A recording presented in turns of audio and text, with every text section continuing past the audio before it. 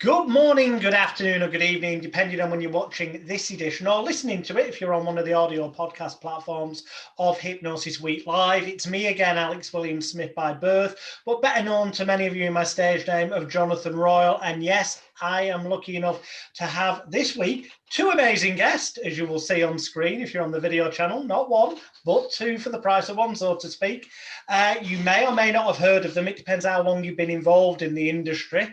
But you're certainly going to know more about them by the end of this podcast. So without further ado, I'd like to welcome the creators of a process called 3D Mind and a whole bunch of other persuasion and also mind healing strategies and approaches that you can find at their websites. The links will be below this video or audio podcast, but mainly the main one being essential-skills.com. But don't worry, you don't need to spell it. You can just click on it right below. So please welcome to the show Tom Vizzini and Kim McFarland. How are you doing, guys?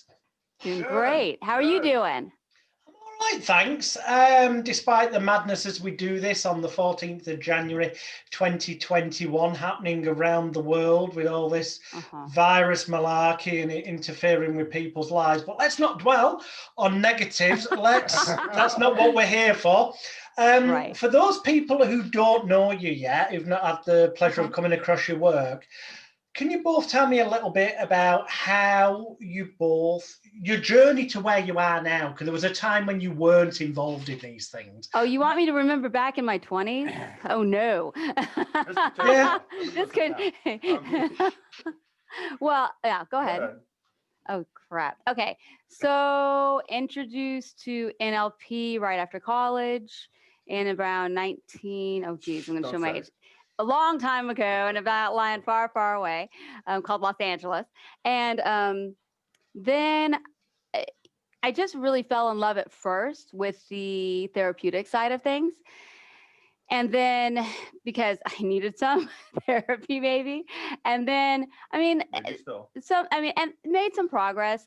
And then really started to get involved in the persuasive side of things, right? After a year or two. I had friends in the industry.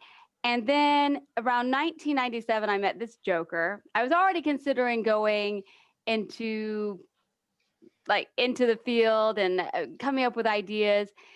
And we met and kind of meshed, right? We started talking and we both realized where there were places we could add and how things and what wasn't being taught a whole lot. Because believe it or not, back then, persuasion was not a huge focus. No. Right. So we kind of went a little self-help, a little persuasion. We did a lot of self-help. We had 3D Mind, of course, came around 1998, 99. And it took, honestly, for any good process, it takes 5-10 years to flesh it out and make it work smoothly and incredibly well. And then it takes another 5 to 10 years to refine it. Right. And keep adding and adding as we change our processes all the time, every month, every seminar. And it's interesting to see that we don't see it, but our clients do see it more than we do. And so now what our real focus is today is we focus primarily on persuasion, say a lot of sales because we have a lot of salespeople as clients. And we still do self-help to help people who are in really bad positions and with really big problems. But our primary focus in self-help today is using action-based change as helping people get to where they want to be in life, the roadblocks that stop us from making the decisions we want, making the moves we want to make, and even using our material that we teach on the persuasive side. So, and we found that if you use action-based change and the 3D Mind in that situation, then people actually move a lot faster and get better changes because they're not just sitting there wallowing, thinking about it in the rational parts of their brain, why they're messed up. So it's a very interesting place that we've finally come to after all this time as our business has changed so much through the years. How about you, Tom? Yeah, so that's Kim, but you, Tom, how did you end up getting involved? How do you follow that? Now, I started pretty easily. Pretty easily you follow that. Okay. I started in my 20s, you know, learned, you know, hypnosis, and was going through self-help stuff, went through all kinds of bizarre crap that didn't actually work, but sounded really good on paper. Started training in NLP, did that for several years, and stuff like that. And you know, while you know the therapeutic stuff was interesting, things like anchoring, okay, it was like, you know, how can I go use this in the real world? Yeah. So I had this bar I hung out at, and I just started, you know, anchoring waitresses and customers and seeing what worked and what didn't, and what really didn't work. Yeah. Anchoring, you know, really is our clients love anchoring. Oh yeah. That's our primary focus in persuasion, anchoring and rapport. But anchoring is like so sneaky. People love it. Well, you know, it was like, so we started like focusing on real world outside of the therapeutic office reality, or outside of the seminar reality. Because, you know, seminars, a lot of stuff. I don't know if you've been, I don't know how many seminars you've been to, but probably 1 billion. But you know, inside of the seminar reality, you know, it's like, you know, things seem to work so smoothly when you have a highly compliant audience and everybody who's playing along. Okay. Right. And I don't mean playing along like they're intentionally, but you know, but they know what's happening and they're expecting it. So it's a different response. And if an elicitation is a little bit not like anything you'd say in the real world, it's okay. Right. Yeah. But in the real world, so while anchoring is, the mechanics of it are relatively simple, although we've altered them quite a lot. The way we do it is a little bit different. Then the application of it is an art form. And to teach that to somebody so they can smoothly go into life and start using this skill is something else. And that's where we've had actually put a lot of focus. So there I was sitting in a bar. You like that bar part, right? You like that bar part too much. I like real life. I like getting out in the world and seeing what works. He misses pubs. He misses pubs. I miss going to England. I love pubs in England. I mean, every time we do a thing in London, it's like they're shut at the moment. Backwards. I know. They're all shut with this lockdown. Not a pub. England's just a little floaty island with people who talk funny. No, oh, that's going to get me in trouble. But I mean, you know, so you know, that kind of stuff. And then we kind of applied that to, you know, we were looking at what was going on in the personal change thing. And when we started coming up with the 3D mind and how could we make this easier? It's like, I'll look at something, I'll start ripping stuff out of it. We both do. And just saying how little has to be there and have it still work. Okay. I mean, one thing we found with creating processes is first they get very complex as you add and add and add and add and test and test and test and test and test, because we're always trying something new. And then you start to rip things out to make them streamlined. It's like the brain works, actually. Add a lot of neurons, take a lot of neurons. But anyway, so you add a lot, then you take out a lot to make it smooth. And because the thing is, while we're willing to do the complex things, you guys don't want to. Right? I mean, people want to come to a seminar. They want to come to a seminar and go home and use it. And that's our goal, is to have a skill which we can teach in a seminar and have someone use the first day that they learn it. And so that's why we've tried to make it smooth, easy, streamlined, and systematic. Yeah, that's what's funny, because like even with the 3D mind, we started very, very simple. Yeah. It got very complex. Then it got really, in 2006, 7, it just got really, it was so complex that nobody would use it. Well, some would, but it was just, but most people were like, it was a little cumbersome. Okay. Yeah. And then we just started ripping it back down to the simple, most basic parts. And now it's just like people are making changes in minutes instead of months. Yeah. And, you know, it's made a big difference, but that's through that process of ripping stuff out. Even with the 3D mind, we want to make sure that it was something different that wasn't like NLP and it wasn't like hypnosis, and, you know, and all those things are great. For those that haven't encountered 3D mind, those people watching and listening who might already do hypnotherapy but want more tools for the toolkit and who don't actually know what 3D mind is, can you give them a brief rough idea? I mean, because I would sum up certain key elements of it as being finding what the triggers of their problem are, the ones that affect them most, removing them and obviously replacing with empowering.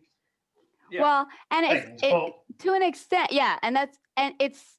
I know there's more to it than that, but I want you to explain. Yeah. Well, the way we describe it is a little more like, you do find the problem state, right? Yeah. And break it down into the emotions because we think of things very simply because our minds do like to simplify. And like if you're angry, you think you're angry, right? But really it's a combination of different emotions because every kind of anger is not the same. So you break it down into parts like angry, frustrated, irritated.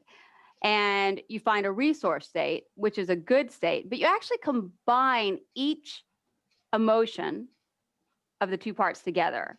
And it's funny, we used to have a colleague who was a doctor and a brain researcher, and he explained to us how it affects the neural pathways, and that by combining them, you actually interrupt the neural pathway that the original reactive trigger hit. Okay, go ahead. Okay. So, a couple of basics. The way we use the 3D mind is not to actually address problems that are like, my mother treated me bad, the dog bit my testicle. Well, that's true. Okay. It's like, we don't give a shit about that. All right. So the past is the past. It's like, yeah. It's a very present day focused thing. So, you want to go from point A to point B. Okay. That's an A, just in case. All right. Yeah, I can tell. From point A to point B. All right. What we do is we work on what is the obstruction that's stopping you to get from point A to point B. So it's very present day. So if I want to, I don't know, if I want to go get better at talking to people. All right. A lot of people are, want to be more social. They want to go out and meet people. They want to see things. Okay. Not today. Not today. Tomorrow. A mask and a body condom. No. So is that wrong? A little. Okay. I'm wrong. All right. So I'm sorry. Anyway, so you work on, okay, what is this? And what this is not, I'm X kind of person. So it used to be, beliefs. Yeah, it was beliefs, but it used to be like, I feel bad. Okay. And what I'm going to do is I'm going to add basically a truckload of good. Yeah. Okay. And try to overpower the bad and blow it out. Okay. The problem with that is what we found, and even when we were talking to the Dr. Ken, a buddy of ours, that the bad takes no effort to exist. So no matter how much good you add to it, you have to constantly be repumping yourself up and re-adding good to get yourself through this obstacle right here. All right. There's no amount of sweetness you can add to something to where it just completely disappears. And that's very tiring, and it never becomes instant. It never becomes the path you take. You always have to force your way through it if you do it that way. So Ken, we actually met Ken, and we were at like another seminar in New York. Yeah, in New York. Yeah. So we're sitting there and we get this guy who we don't know comes walking up to us. Oh, let me explain to you why 3D mind works. And it happened all the time. We're like, okay, we'll have lunch. Another of 1,000 guys that come want to tell me something that I don't know. All right, it's like, thanks. I always get educated at seminars that I don't want.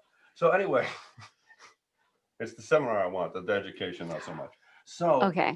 All right. Yeah. So finally, after 3 days of this guy just harassing us, so we go to this little Ethiopian restaurant, and he just sketches out a model of the brain on a napkin. I think we still have that napkin. Huh? I think we still have that napkin somewhere. That's interesting. Somewhere. I have it in my files.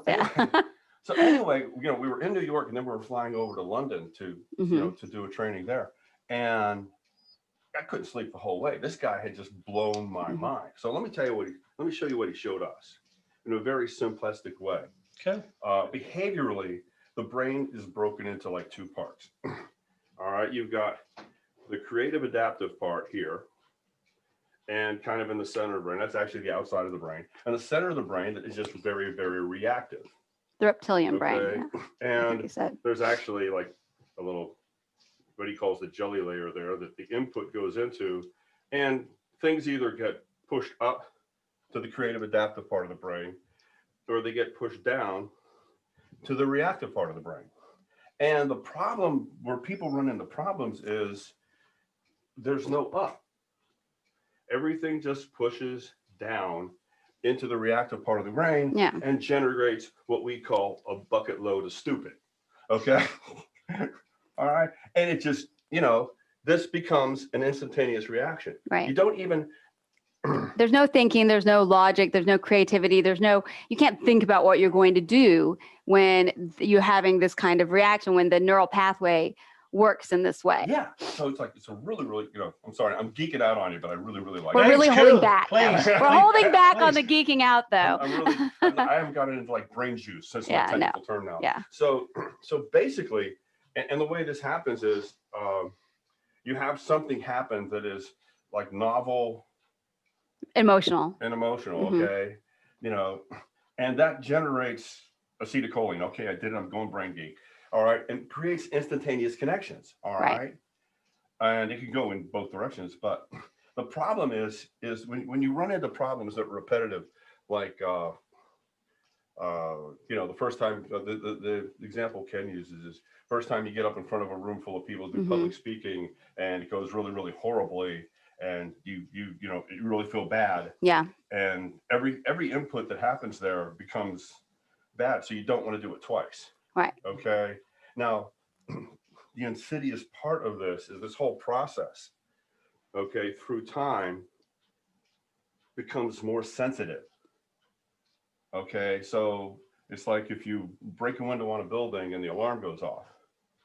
Okay, the brain is very lazy, and you know, they say efficient, but I'm going to go with lazy. All right, then you go and you bang on the window and the alarm goes off. Then you go back and look at the window and the alarm goes off. And pretty soon you walk by the building and the alarm goes off. And pretty soon you just avoid that building. Yeah. Okay. Now, the reason that happens in what we call the brain model for us is that, you know, the creative adaptive part of the brain that solves problems is not totally disengaged at this point.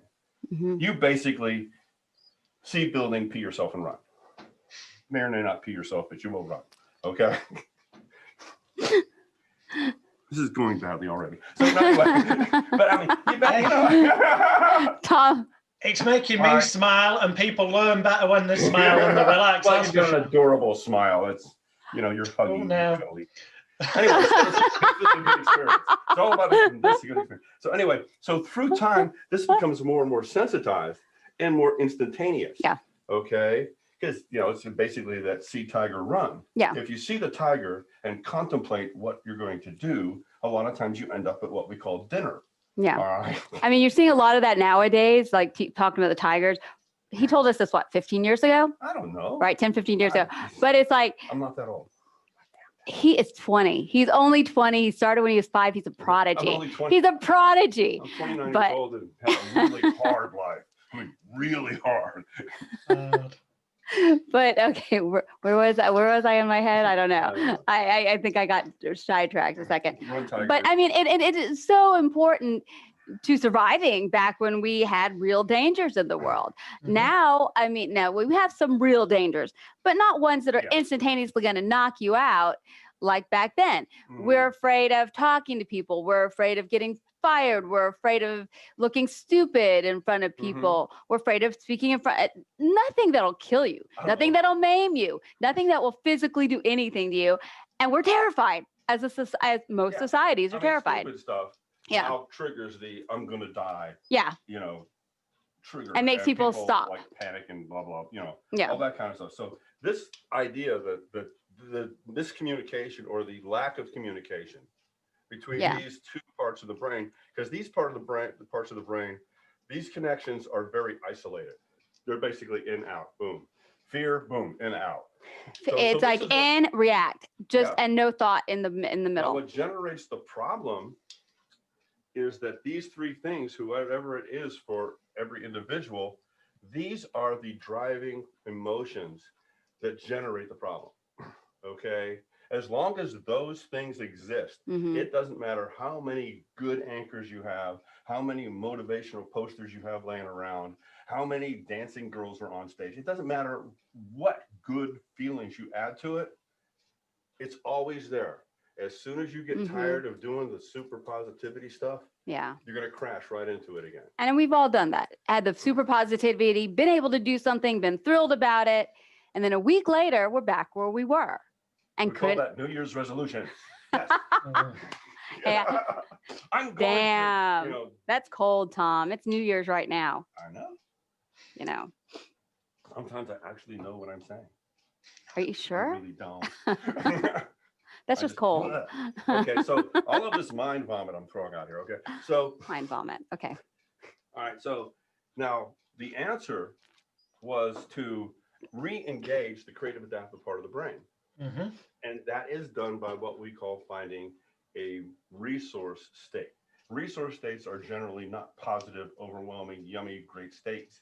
It could be, this coffee is good. It could be that dog has 3 legs. It could be, you know.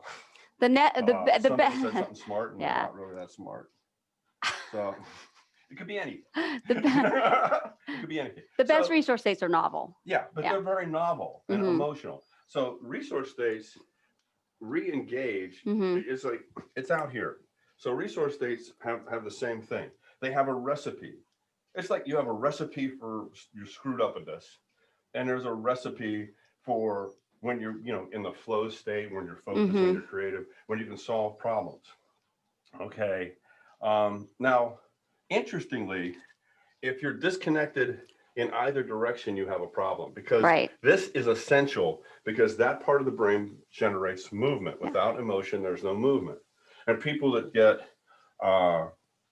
emotionally isolated, they don't want to feel anything. They live up here. There's like, they create stories for themselves about why their screwed up life is so normal and it's justified. And, you know, they'll do things like they'll create business plans and never do anything with it. They'll mental masturbation. Yeah, a lot of that. And it's like, you know, and it's called the story. People who just like make plans, you know, and then it's like they have a stack of shit that they never actually got to. Yeah. But they're great. The plans are wonderful. Yeah. But because there was no emotion attached to it, they never took action. So this disconnect can screw up in both directions. Well, and generally that results from having problems here. Yeah. But that's a longer story. Yeah. This is actually just like the simple 1 hour. Eventually people, instead of getting here, just get to here sometimes when they just don't do anything. That's what happens when you just keep piling really wonderful emotions on here. It actually shunts you up here to the, I feel really great, but I'm not going to do shit. Okay, that doesn't help. That doesn't help anybody other than being able to sit around in your house, vegetating, feeling good about yourself. Not a life, not good. So anyway. Not for me. So when we go for it is not a life, you're right. Depending on what's on. So anyway, so the interesting part about the outside of the brain is that it's very, very interconnected. Okay. Every part of that brain fires off every other part of that brain. Okay. Here where it's very isolated, fear, anger, humiliation, those are great. If you really want to screw anybody up, do those 3. All right. I mean, he's talking about out here where thinking, logic, ideas, creativity, there's something called the broccoli effect where all the parts connect. So when you can get to here, that's where you can create change and move and generalize changes out. So one change is not it's not a change, one isolated change. It actually continues to grow. It's kind of interesting when you start looking at it. What a knock-on effect. Yeah. Knock-on effect. Yeah. It just, you know, and it doesn't mean you won't ever have problems again. It means that you've cleared up that little spot. But, So when you have a resource, okay, and that also has basically what we call drivers, but that resource also has like several reference points on the brain. Okay. And that, you know, those 3 things are the core of whatever that resource is. There may be like a billion other emotions there at the same time, but these are like the primaries, like, you know, free, fulfilled, curious, you know, humor. I always like surprise. So, but you know, but good surprise, like wow, but that's interesting. Anything. Your super emotionally wonderful best day of your life. You know, actually, we go away from those kinds because one, they're polluted in a way because, well, best day, we've reimagined it so many times that it's no longer, every time you remember something, you change it, right? Yeah. And the second thing is it's something you do habitually. We generally want an instance for the resource, not one time something happened. So if it's something you do all the time, a lot of times people kind of muddy it up and don't get the states and don't make as good of a change. So, and they're not as novel. They're happening all the time. It's not novel. So a lot of times it's something, you see something bizarre or interesting, or something happens that surprises you and it's a good surprise. And those are great resources. That's when I get the best changes. Let me give you an example. And we still use this all the time like ourselves. If I had a problem, which I got like 20 million probably still, but yes, you do. What? Who said that? No, it wasn't me. I would never say that to him. Anyway. So I'm sitting out behind the house, all right?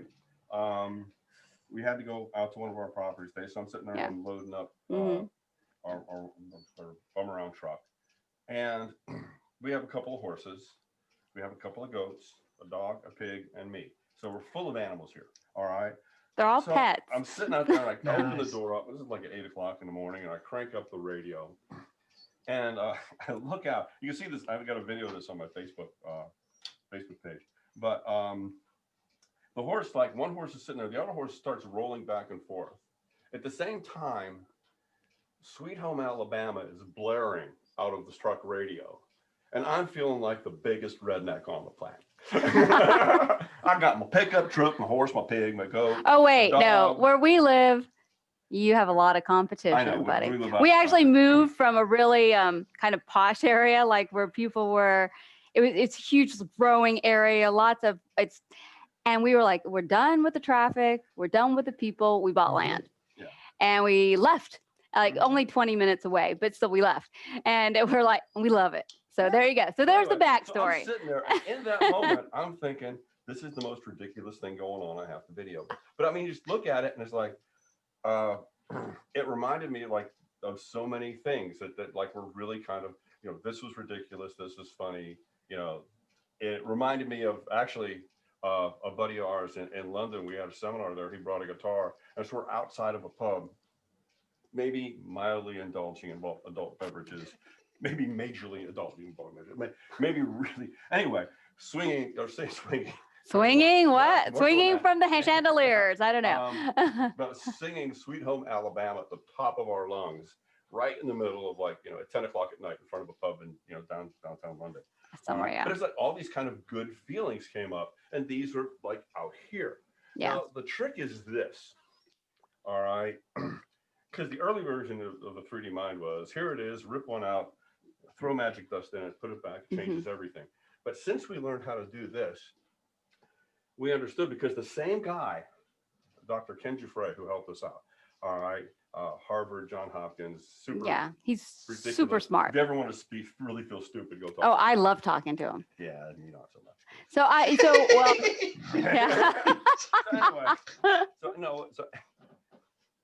He's super fun to talk to. When we started doing resources, Kim's like, hey, let's instead of just throwing pretty stuff at it, let's find really good things in it. So, okay, we run into this guy again at a seminar. And at first we're doing 5 it years later. But we're doing it from the same part of your life at first. And then I'm like, why don't we just use any good resource? Why does it have to be from the same part of your life? Wouldn't it work with anything? And we, of course, here's the beauty of creating together, epic battles of where to go with the process. And of course, I fought and lost. This time, but he has won before. He has won. He has absolutely won on other things. But it's just so funny because it actually helps the creative process and helps the growth of everything we do, because we're both creative and we're both passionate and we're both motivated. So it works well for us together. And so we get to Dr. Ken, and I said, well, why can't we do this? And Tom's like, we can't do this. And he goes, oh, that's brilliant. You can do that. And here's why. Let me explain to you. Because you increase the broccoli effect. You increase the connections. Yeah. You actually bring in another part of your life to connect with that part of your life on the outside of your brain. And it's going to actually make the change more interesting. It's going to give you more choices, and it's going to generalize it out better. And we're like, yes. So it was invaluable having him around to help us, because just his explanation of how it worked in the brain really helped us to cut off a lot of paths that would not have been fruitful and go in the directions that have worked so well. Mm-hmm. So we really do appreciate that from our interaction with him. When these three things get lit up, when you combine one of these with one of these, okay, it lights up huge portions of the brain. Yeah. Instead of just like that isolated, I'm going to change in this one context. So what was happening is that when like this one thing changed, it would connect to other parts of people's lives. And then, you'd end up with this kind of what we call the cascade effect. And huge pieces of people's lives would unexpectedly. Yeah. He's like, oh, I worked on procrastination and, I did that better. But on the other hand, I'm playing the guitar more. I'm going out more. I'm exercising more. And the basics of this is just like, and our definition of how success is, okay? Like what is, what is a good change and what is like, basically crap, go do it again. Is that, before when you had, when you had this reactive response, you had this like one choice. Yeah. This was your reaction to everything. It happened every time. It was predictable. That one thing changed. Okay. For us, success was not eliminating that choice. Right. But someday tigers show up, want to eat you. You still want to run. Okay. Yeah. Okay. This is a big thing. It's true. Get the hell out of here. All right. But what happens is, on top of that, there are like 4 or 5 or 6 other choices out here that occur, so that this choice, now you've got this choice, you've got this choice, you've got this choice, you've got that choice. You're not trapped by that one choice anymore. And hey, running away is always still an option, because if you take that option away, you really could freak people out. But well, I mean, which is fun. Yeah. And that's how classic change works. That's how most change processes work, is by cutting off that option. And then people just find a new way down. That's why people cross addict. It's why you cut off alcohol as an option and they smoke, or they cut off cigarettes and they eat. It's where, I mean, that's the classic example of it. Yeah. Where you cut off an option. Substitution. I'm sorry, I couldn't hear you. Symptom substitution. I still can't hear, but that's okay. I understand what you, And so, and the thing is, cutting off one option doesn't make the change. It just takes you to another problem. Now you're trapped with what? One other option. Yeah. Okay. And if that option in some way, that's why change can be, the change becomes very fragile, because in any situation where that option is no longer an option, people totally freak out.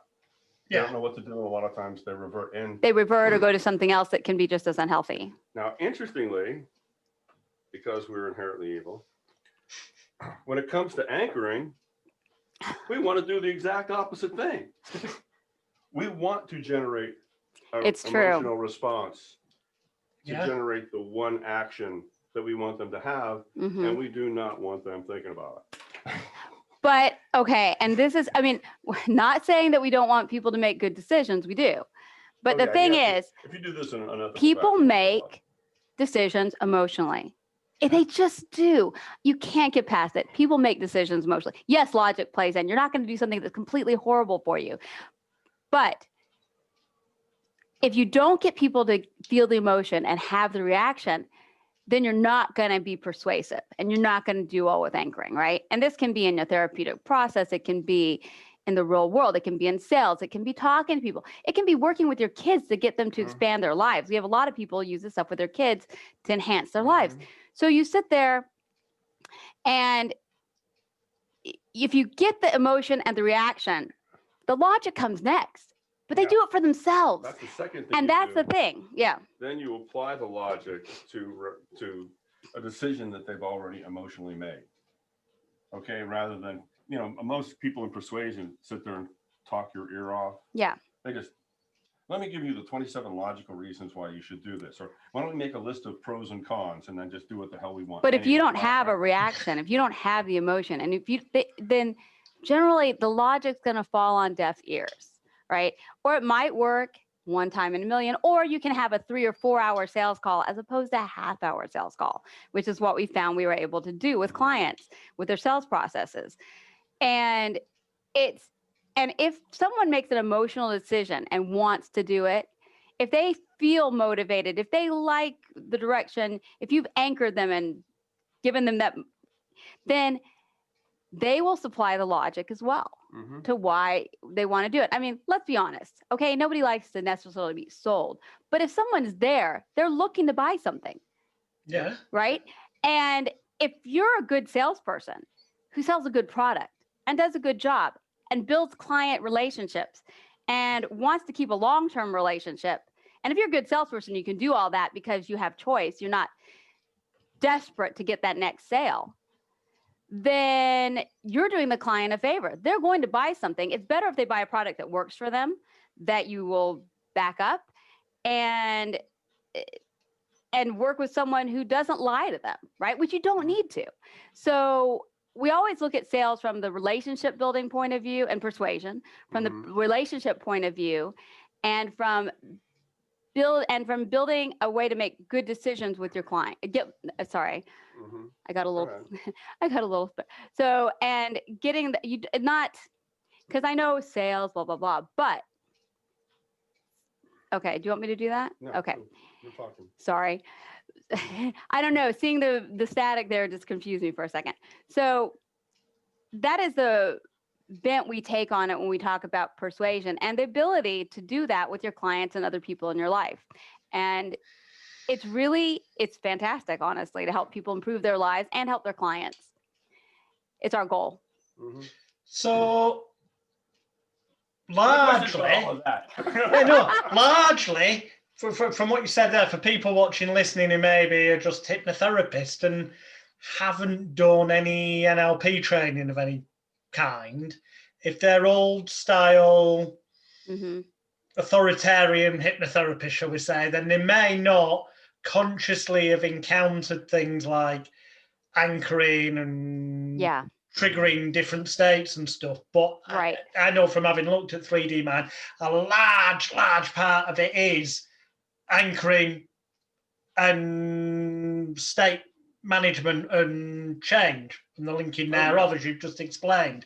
So those are the two main areas you would suggest that people, well, obviously the obvious thing they should do if they want to look into this more is go to the link below this video or audio podcast. Or Persuasion Codes on Facebook, which is our active group where there's lots of information and it's free to join. We have a lot of our clients on there. Making a note there. It's a pretty good group. Persuasion Codes on Facebook. I will put the link to that as well. I will find it and put the link to that below the video and audio podcast as well. So we do. So anyway, we do. But our whole thing is making all the things we teach work together toward a goal. So anchoring is fantastic, and it is putting the punctuation on your persuasion, right? It's you set and fire anchors, set and fire triggers, right? And it's very, very useful, but you also have to have the rapport side to back it up. Okay, so we also we teach rapport. We don't do mirroring and matching. It's completely different from anything I've seen in NLP. We stopped mirroring and matching a long time ago. I mean, it is a natural result of rapport, and it can be effective, but we do it very differently. And we do work with people with processes, sales processes, like the structure of how to talk to people, the structure of a sale, the structure of, and we also teach anchoring and rapport on video and in writing. And also, if people are really interested in the 3D mind and really learning it, on essential-skills.com, we actually have the product online. And it's like 8 short little videos that you can go through. And I think it's stupid, like $99 or something. Kind of stuff. I forget what it is. But that's actually reduced in price, that, hasn't it? Yeah, we just have a while back we got rid of the old product, and this is like 3D Mind Lite, I think we call it. Or basically we made it so much easier that you could sit down and probably learn it in a very short period of time. Practice some stuff, and then of course we have a Facebook group that supports that. And the thing about the Facebook group is it helps. Facebook group for everything. We do, but and the thing about the 3D not a goat Facebook group, it's disgusting. It's stupid. It's ridiculous. I like my goats. They're cute. They're sweet. Goats are They're pets. Anyway, but the and the thing is, with the 3D mind, it's great. I mean, it teaches you the process. And then again, where the support comes in is on a group. If you're having trouble figuring out how to deal with the problem, what the drivers are, where you're stuck, that's where that comes in with us and other people who have used it extensively. And it's a private group. You know, so it's really funny because the original design of the 3D mind was to help people with problems and phobias and stuff like that. And we've kind of, you know, that's still there. And the way we're using it in the persuasion stuff is, you know, enhancing mindset. You know, anytime I see somebody, I say, well, you need to have this mindset to do that. But they don't tell you how to get that mindset or how to remove the blocks that are getting in between you and the mindset you want. They just tell you what mindset you should have, which is what I call useless. That's like telling somebody who's on fire that they just need to be less on fire. Okay. Or someone drowning that, you know, hey, you know, the thing is you just need to swim better, and without teaching them how to swim.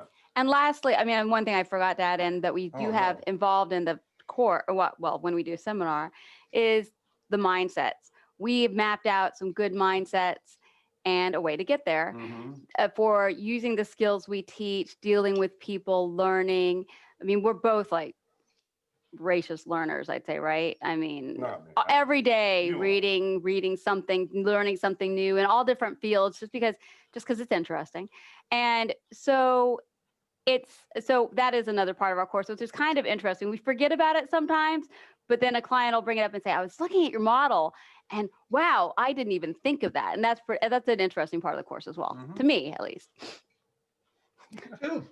So we talked your ear off completely, and your ear just like falling. Well, you've got no viewers and listeners now. I've got an embryo of an idea of 3D mind. I would encourage people to obviously go to the link below this video and join the group, and also look, especially at the moment, January 2021, when we're doing this, you may be hearing about it later, or maybe, and then things might be back to normal. But at the minute, you've probably got a fair bit more time on your hands when you're stuck at home than would perhaps be desirable. And what better way to fill that time than to learn something you can use in so many positive ways? In your it never hurts to learn another tool. No, really, it doesn't. Know, especially right now, and everybody's freaking out and running circles.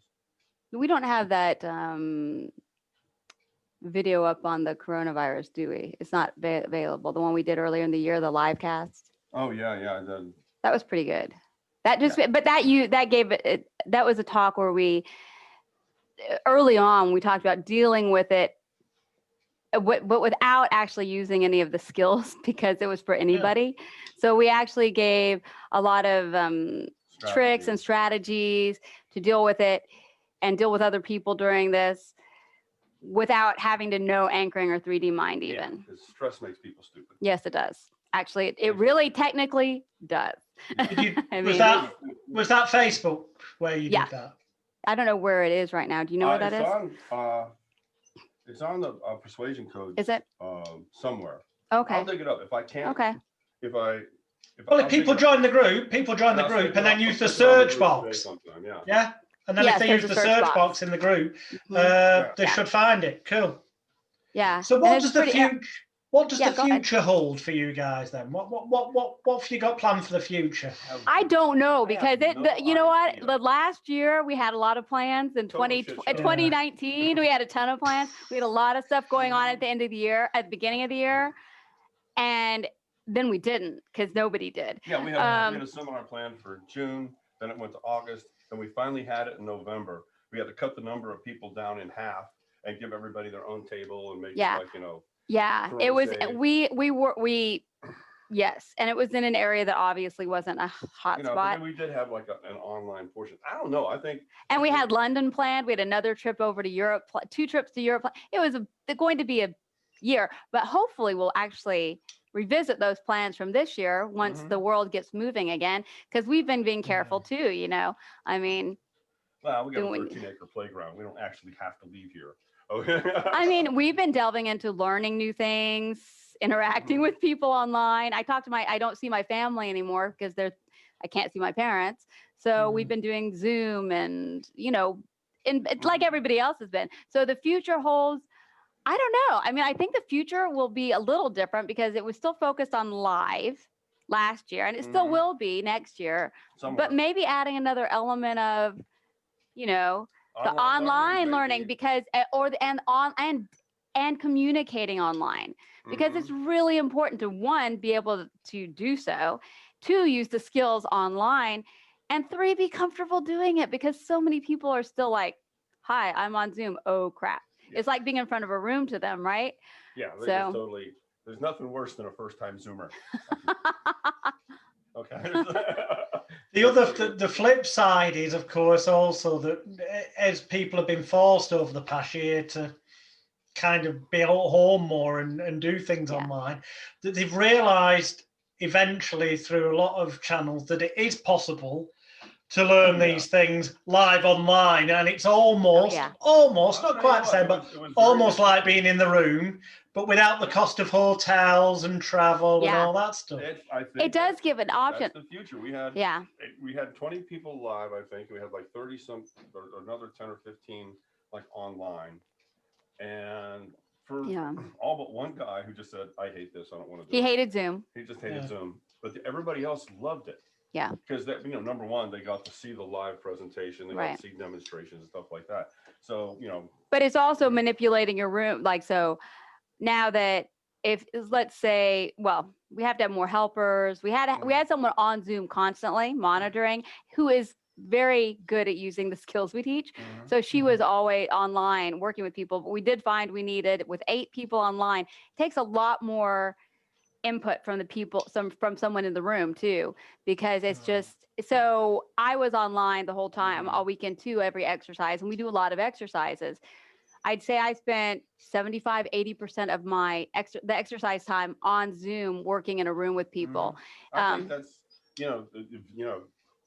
it's the future. I mean, even understanding, okay, if you're doing persuasion, for instance, or even therapy, okay, if you're going to use anchoring in therapy, you have to use the frame. Okay, is this going to be your bad anchor spot? Is this going to be your good anchor spot? For things that like you don't want to think about, push it out of frame for a second so that you can discuss it, and frame awareness and things like that that a lot of hypnotherapists and people are not thinking about.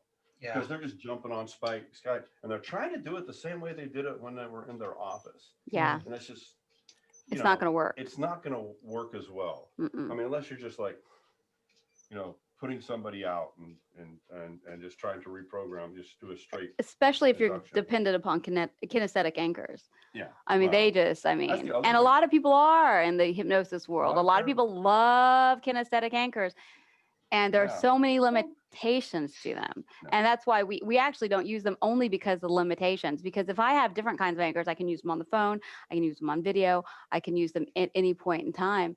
And we also, and our anchors are so unique to us, the way we use them, that they feel like a part of us. That's how we teach it. And we also team anchor. So if he anchors you, I can go fire it, because we do we've done sales team anchoring, which is always fun, and I guess that would be different online too, but a lot of people like to use a pen. I don't know. I could just go on and on about all the little nuances. I can forever. She's a talker. I am. Thank God I'm just so a little quiet and reserved. Shy. He's shy. Can't you tell? I'm going to ask a question on purpose here for the viewers and listeners at home. And it's not a trick question, but it kind of is a trick question. Have you previously, I don't mean just previous to today, I mean previous to, in between doing live events, online events, whatever, when there's no audience there, have you rehearsed this quite clearly polished double act that people will have seen happen over the course of this interview? Because how important is that? Because between you, you're not just interrupting each other, you're doing it at exactly the right time, so that it either heightens a point or so that it causes a brief moment of disorientation and confusion, putting somebody in a more receptive state to take on what follows. We actually haven't. We don't. It's just years of doing these things live, Well, and yeah. then talking. It's years. If you interrupt me one more time, I'm going to rip a body part off. Yes, dear.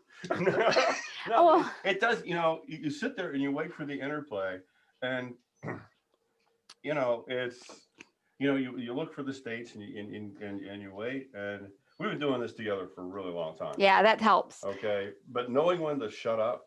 Mm-hmm. Okay, is and having triggers and having communication. We used to have to have a lot of silent communication, like kicking the no. No. Kicking the what? Well, I mean, but that was just silent communication. We used to have the wrap it up. You've gone on a tangent. Shut up, Tom. Move this way. You're not in frame. And it would be like, and they would be verbal and visual cues that nobody else could really pick up on and then sometimes it's just blatant, like shut up, I have something to say. But then it just the relationship is what's important. If you have two people on talking at the same time, is that knowing what you can get away with, and we get away with a lot. And we can stack on what the other says, because we're both. I mean, obviously, we both love the subjects and know about them. We do talk about the subjects beforehand. We all of a sudden, one of us will have an idea, and we're like, "Oh!" Just like today, she said, "Oh, what are we going to talk about?" I'm like, "I don't know." I mean, but that's okay, because we intimately know these subjects. I mean, from using them every day, using the 3D mind, using the anchoring, using the rapport, we used to have anchoring wars on each other. Okay. It was great. It was loads of fun. I won. Bullshit. Excuse my language. It's okay. It's over 18s. It's okay. But but it was it's fascinating to read your world, and but we also always are paying attention, right? I mean, we're paying attention to the people around us, the people in front of us, our families, our friends. So it really does help with interacting at the right time with each other and with different people. It's constantly paying attention, evaluating, figuring out what someone's perspective is and where we're trying to go. We're trying to go in life. It's a very, very weird world. We have a very, our reality a little is bit completely, well, it's not completely different, but it's different than a lot of people's reality. We get, it's like we were in a store one day and we're just like not in a really good mood, and we walked out of stores like, so that's how normal people get treated. That sucks. We just totally, just they're totally off our game that day for some reason. Yeah. It's like when you don't, because these kind of things that we're talking about are not just like in the box skills. This is like a life skill. This becomes part of who you are. When you're listening and you're getting rapport, you notice good states, and I've been like anchoring all the way through this video. But every time something good happened up, and boom, it's right there. I anchored it with a hand on motion. me. That's awesome. I was going to mention that if people watch this again from the beginning, now they know, and pay attention to your physical movements, watch it or on a more conscious level, they'll start to see certain repetitions. Notice things. Yeah, it just really, when you reach a level of this, how this becomes something you don't really think about. It's just who you are. I mean, I don't think about, oh, blah, blah, blah, blah. Oh, geez, yeah, okay, he's smiling. Maybe I'll do this now. Or it's just who you are. Yeah. And you go out into the world when we're allowed out into the world again. But, it just becomes a very natural place. You get treated better than everybody else. You get deals that nobody else gets. You meet people that other people won't talk to. I mean, where were we? What was that? St. James Park in London? I don't remember what park. Some park. Okay, one of those big ass parks. All right, and we're walking through it, and there's a guy feeding a squirrel. All right. I mean, feeding it like it's sitting up here, and he's handing it nuts right into the and petting it. It was adorable. Right. And I wanted to pet it. I did. Yeah. All the things that she pets, she's not allowed, I'm telling you. So anyway. That sounds so wrong. Like all right, anyway. Animal molester. So she goes up and she asks some guy, like, what's the deal with that guy? And they're like, he's deaf. He just doesn't talk. He's mute. He doesn't speak to anybody. Yeah. Okay. And they said that, so every day he sat there, and every day people would go up and he'd hand them a nut and they'd feed the squirrel and pet it. The squirrels and pet them. And they said he just never said anything to anybody. They were there every day too. So I go up and I do what I do, and he starts talking to me. Most fascinating stories about the London during World War II, the underground. Yeah. He wasn't deaf. He wasn't mute. He just didn't find anybody worth talking to. Excellent. And I mean, fascinating man. Uniquely American. We just say what the fuck we want anyway. So we're just going to talk. It doesn't really matter. We have no decorum. It's like, but she goes up and she's 45 minutes. I sat there waiting to go to lunch. And I actually, if I think back, I really don't think I said the first word either. I just used state and rapport and probably said it. I'm sure I said an anchor. It's a long time ago. And then he started talking to me. And 45 minutes later, we knew about the bombings, London bombings in World War II. I mean, he was fascinating, man. He's just probably not. Yeah. That's the kind of life you get to live. Yeah. Like we were down in, is it Cornwall? No, not Cornwall. Devon. No, Devon. So we're down in Devon, and a guy down there, Tony Harley, has a place. Like it's a bed and breakfast. Yeah, beautiful. But, he was having something fixed. It's like an old cob barn. I've never seen anything with crooked walls like that could still stand up. And the house, it was like a billion years old. It's in his family for a long time. And a tile roof. Yeah, and it had a slate tile roof. And the guy came over, he was repairing it. So a woman and I start talking to the guy because I'm a fixer guy. I like learning I've never seen how to fix a slate roof. This guy's talking to us about his entire life for about half an hour or so. And our buddy Tony walks up to us and he goes, I've known that guy my entire life. And I learned more about him in the last half hour than I've ever heard in my ever. But that's how you get, now be careful, because if you don't want to hear shit about people, you might make stuff that you don't even want to know. But about. It's also kind of the mindset. It is kind of the mindset. And it is a good mindset for dealing with people and meeting people and socializing. Is that you just don't know who you're talking to. I mean, people make a lot of assumptions about who's in front of them, but it doesn't matter. I mean, like the bagger at Publix was, he delivered babies. He was a doctor, but he was bored in retirement. And talked to him. The guy who had this really wild life in Vegas, who worked at Costco. I mean, but really it's part of the mindset of you don't know who's in front of you. You don't know what they have to offer, and you don't know what you can learn from them or how they're different from you. And it kind of makes life fascinating because you learn a lot, meet a lot of people, and hear a lot of things you would have never heard.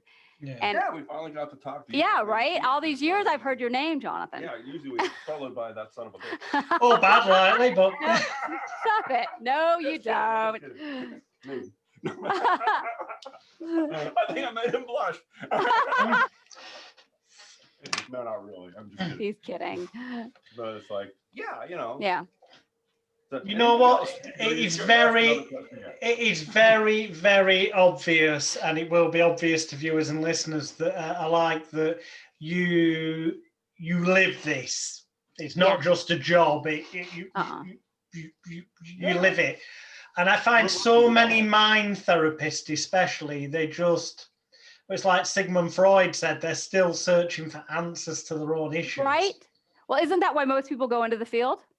Because they have problems. I mean, and there's a valid reason, but I mean, and we're constantly, we do live it. We're constantly learning as well. I mean, it's just, I don't know, I guess it's a life path for us. Yeah. I don't know. And it's a really, for us, the thing is this, you start taking control of your life and deciding what direction you're going to go versus being a victim of circumstance.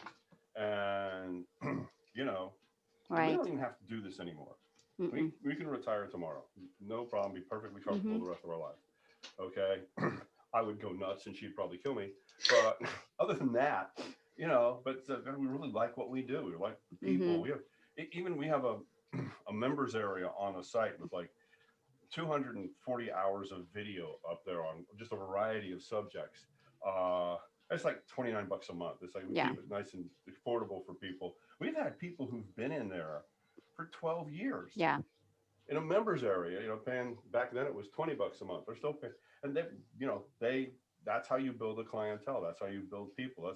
You don't sell people or convince people by selling them one thing. You build that relationship and they stick with you forever. And that is how you get success. And needless to say, people can go and find out more about Oh, you cut out. that. I can't hear a thing. Oh, what? Can you hear me? I couldn't hear you for a second. Now I sorry. can, yeah. Yeah, I was saying, needless to say, people can go to essential-skills.com, the link that will be below the video or below the audio podcast speaker if you're on the podcast channel, and find out more about the members area, more about 3D Mind.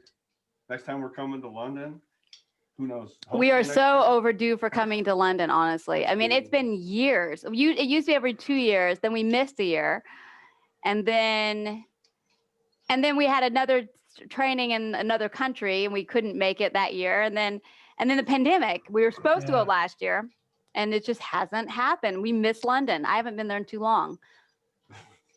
Well, hopefully all this.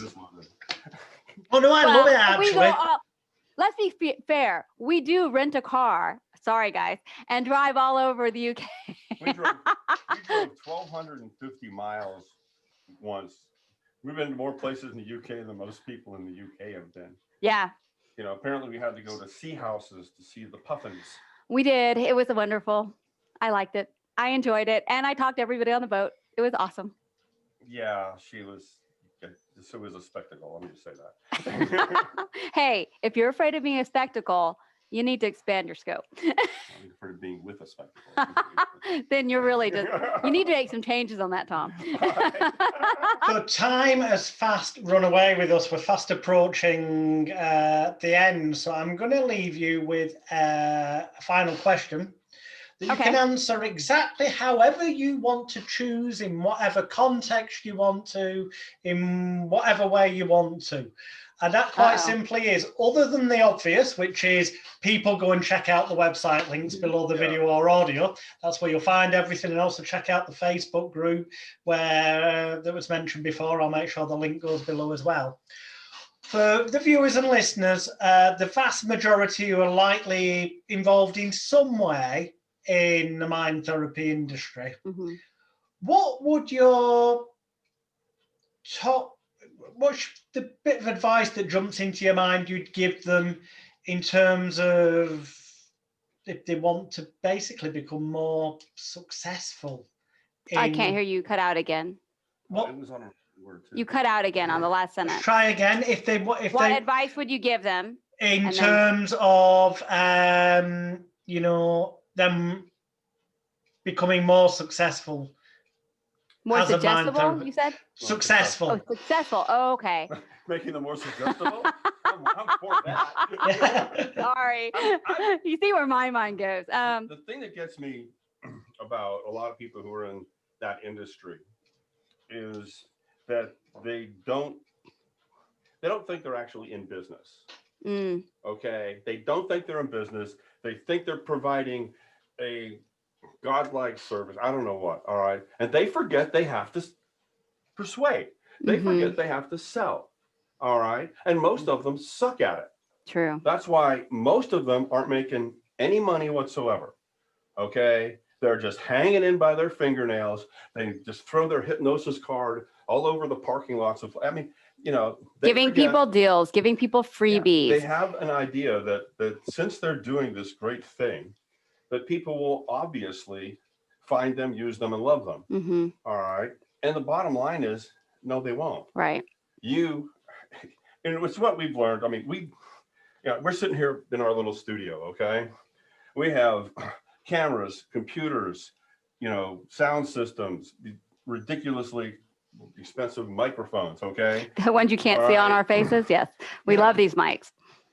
All this stuff that we had to learn. In order to be able to do something like this with a good quality sound and stuff like that. All right. That is nothing to do with what we actually do for a living, but we had to learn it. The same is true about if you're going to be a hypnotherapist, if you're going to go out there and do mind stuff, you have to learn marketing. You have to learn persuasion. You have to, you know, and ethical persuasion. I'm not talking about Yeah. tricking people into using you, making like ridiculous claims, like, Right. you know, I can make your body parts grow, and Hey, all right, you know, I can make other body parts shrink. Tom. All All right. So, but things that, you know, that they have to go out and they are selling. I have the same problem with estate agents. They think they're out there selling houses and stuff like that. It's like, I'm not a salesperson. I am a tour guide. It's like, you're not a tour guide, because a tour guide, you know, allows someone to walk away from the perfect house because it has the wrong wallpaper in the bathroom. That's what a tour guide does. A salesperson gets them into the house that they want at the price they want, because it'll work for them, and doesn't let them make a huge mistake, which they'll regret later, which is what a tour guide does. No, go ahead, finish. Let me give you the one mistake, the biggest mistake that most people in mind therapy makes. They think that their discipline that they have learned is marketable. Okay, that's true. And I'm going to say something right now that I was probably going to offend a few people. The world does not give a shit about what you learned. They don't give a shit about your certificate, and all the letters behind your name are utter fucking bullshit. They care what you can do for them. All right, that is bullshit. You know what they want to know? What result can you give me? You market that result.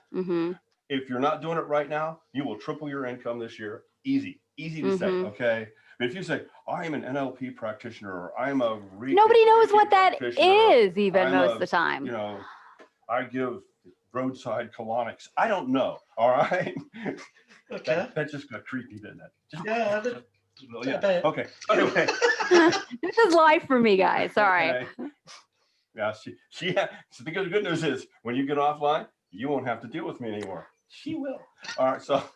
All right. Go ahead. But that is the biggest mistake. They think that all of these weird letters that, by the way, nobody out there in the real world knows what they mean.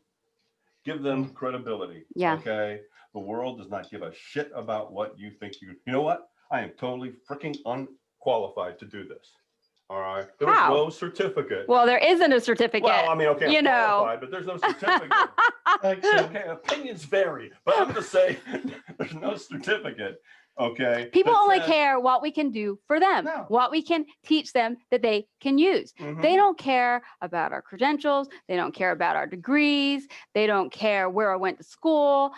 That's all they care about. And the thing is, so you're absolutely correct. And you're absolutely correct. I never hear that. I mean, it's just, and I don't feel like I have anything to add. It's going to be anticlimactic, whatever I add, Jonathan. I don't think I can follow that. Don't give a shit. I mean, there's all sorts of little bits of advice, but yeah, go ahead, Jonathan. That is spot on, and it's pure gold. And that I 1,000,000% agree is the biggest problem. The vast majority of so-called mind therapists who you see bitching, moaning, or asking questions along the lines of, how can I get more clients? Which is what the majority of what you see. We're not screw up friends.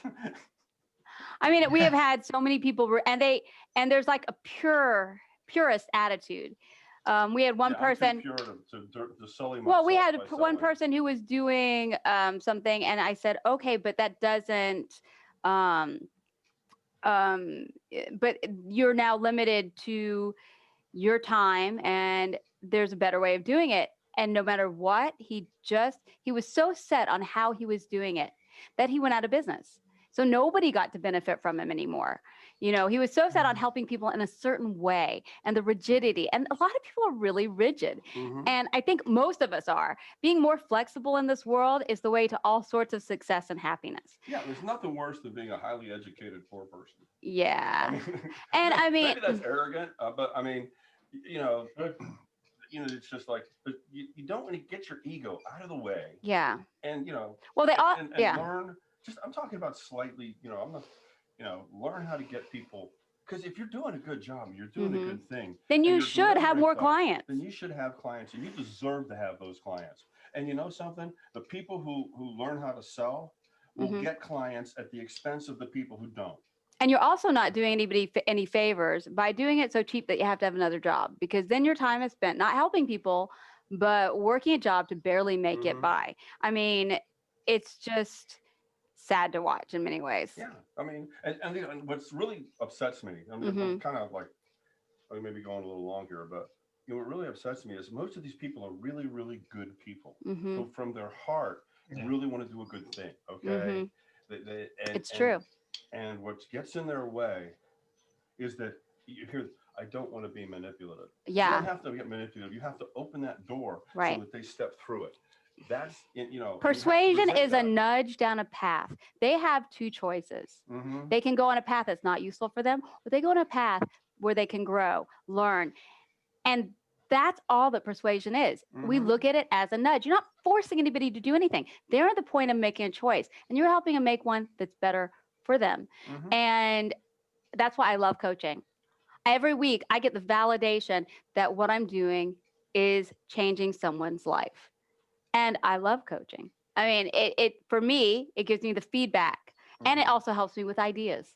So, and helps us grow our processes. That's just it. Get your head out of your ass and start marketing yourself. And not just, I'm not talking about, sending mailers or stuff. I'm talking about interpersonal. When you get a phone call, know what to say, know what to do. What's your pitch? Okay. Oh, I have a pitch. You have to have a pitch. All right. You have to, what's the benefit of using you? Okay. What do you deliver to them? Okay. And what's that end result going to be? If you have that simple structure, you can triple your business. Without the jargon. And people do that too. No jargon. You think we don't, but the parts of the brain, there were no names of parts of the brain. He mentioned acetylcholine, but backed off of it really fast. Say brain juice. Brain juice, right? I mean, it is hard. Brain juice. Yeah. Don't worry about that. Part of communication, but yeah. Interesting. So there you go. That's the number one thing. Excellent, thank you. And answers, by the way. We also don't have an off button, so sorry. It's fine, don't worry. People, and you should, if you want to learn more about ethical persuasion, then again, visit the links below this video or podcast. Thank you very much indeed to both of you. It's been an absolute pleasure, Kim, and you too, Thank you, Tom. Jonathan. Thank you, everyone, for tuning in. Finally. Hopefully we'll be able to meet maybe in London at some point when all this nonsense is over. Absolutely. Oh yeah, I would love it. We would love that. Hang at a pub if they open the pubs. They can't open the pubs yet. It's almost there. They're getting there. Yeah. They've been struggling. Well, it's happening though. It's getting better. Sitting on a corner drunk, it's be embarrassing. Yeah, but you'll be outdoors, so it'll be allowed. The pubs in the past 12 months in England have either been, if we allow for the time, they've been closed, or they've been open, but you could only order alcohol if you were having a meal, because they stop you going in just to get a drink. That has been a good 9.5 to almost 10 months of the past year. Wow. Collectively. Not good. And for you guys, I mean, for here, people go to a bar to get, whatever. But there, it's like such a part of the social culture. I love it there. You go, That's what I love about pub life. It's just socializing, And also like that when we're in England and we go out to pubs after the seminar with a bunch of people, nobody asks us questions. Yeah. We just want to sit around and drink. Well, because it's part of the culture. You don't ask someone about work when you've just left work. And so we get to socialize freely and enjoy and get to know our clients and watch them too. I mean, I have to say it is good. You get to see how people interact in the real world. And after about 3 pints, they're exactly who they are. But without having to worry about giving a lecture for 3 more hours at night. Let them remember what you did. Excellent. Well, once again, thank you so much, everyone. Thank you also for tuning in and watching. Please share this on your social media channels. If you see the links on the social media channels, you like it, boys and girls, and then keep looking back at hypnosisweek.com because as it is locked down, we will be releasing more than just 1 episode a week. It helps keep me sane while locked up at home. With that in mind, thank you so much, and bye for now. Bye.